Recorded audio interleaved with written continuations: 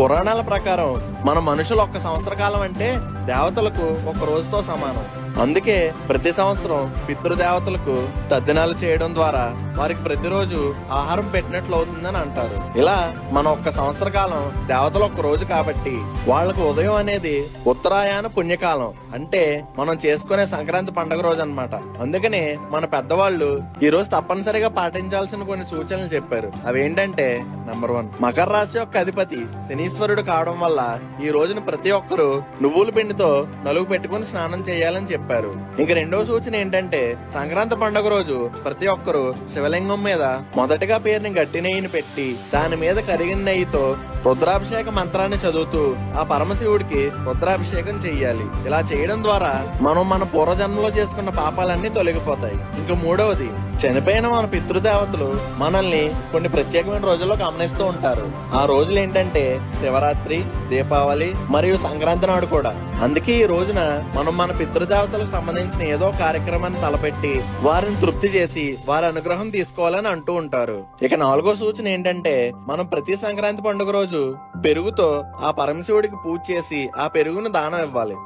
ఏంటి నాన్నగారు మీరు చెప్పేది? నువ్వులంటే ఎన్నో న్యూట్రియంట్స్ ఉంటాయి, వాటిని ఎవరు డైలీ తినరు కాబట్టి సంక్రాంతి రోజు దానం చేయాలంటే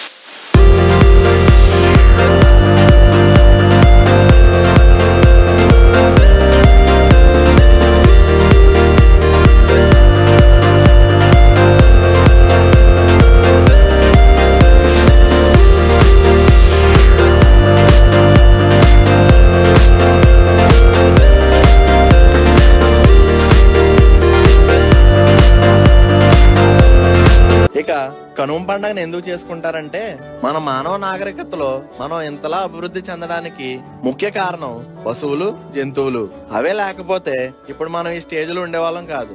వ్యవసాయంలో ఎద్దులు, పాలివ్వడంలో ఆవులు, స్వారీ చేయడంలో గుర్రాలు, రక్షణ కల్పించడంలో కుక్కలు, ఇలా జంతు జీవాలు, పశుపక్షాదులు మనకి ఎన్నో విధాలుగా సహాయం చేస్తాయి. అందుకనే వాటి కృతజ్ఞతగా కనుమ పండుగను చేసుకుంటాం. ఆ రోజున పశువులకి పూజలు చేస్తాం. ఇంకొక విషయం ఏంటంటే, భోగి రోజున భోగి మంట వేసి ఆహ్వానించిన బలి చక్రవర్తి ఈ కనుమ రోజున భూమికి వచ్చి విహారం చేస్తారు. అందుకనే మనం మన ఇళ్ల ముందు రథం ముగ్గు వేస్తాం.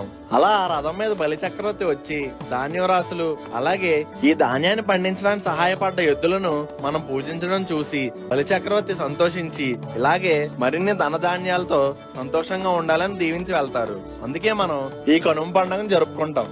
ఇదిరా మన పండగల వెనకాతలో ఉన్న సైన్స్, హిస్టరీ. బాగా చెప్పారు నాన్నగారు.